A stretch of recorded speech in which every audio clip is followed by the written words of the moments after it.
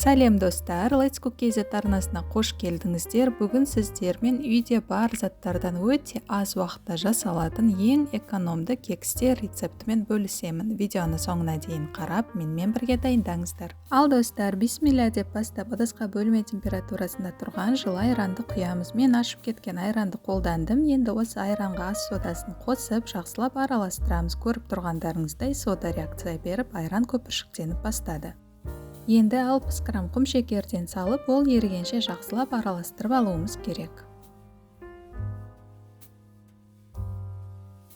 Одан кейін 30 грамм сұйық майданды құйып, тағы бір араластырамыз.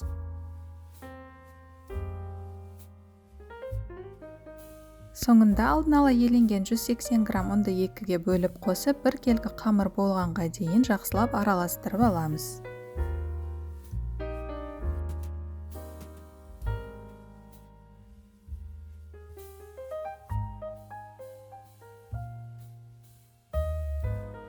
Мінеки достар, қараңыздар, қамыр осындай қою болып шығады. Айтпақшы достар, қамырға мен секілді мейіз немесе ұсақталған шоколад, жаңғақ, алма, я болмаса басқа да жеміс-жидектерден қоссаңыздар да болады.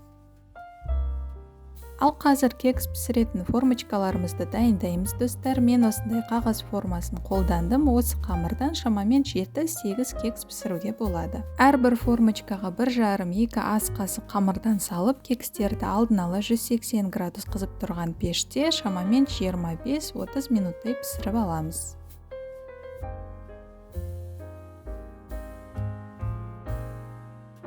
Мінеки достар, өте аз уақытта кекстеріміз дайын болды. Үйде шаймен ішетін тәтті болмағанда, бар заттардан осы кекстерді пісіріп жақындарыңызды қуантыңыздар. Бұл кекстердің құрамында жұмыртқа мен сары май болмаса да, олар өте жұмсақ және дәмді болып шықты. Сондықтан да менің отбасыма бұл кекстер өте қатты ұнады. Достар, бұл рецепт сіздердің көңілдеріңізден шықты деп сенемін. Менің каналыма қолдауларыңызды көрсетіп, осы видеоға лайк басып, пікір қалдырып, менің арнама тіркеліп кетулеріңізді сұраймын. Видеоны қарағандарыңыз үшін көп рахмет айтамын. Келесі кездескенше аман сау болайық.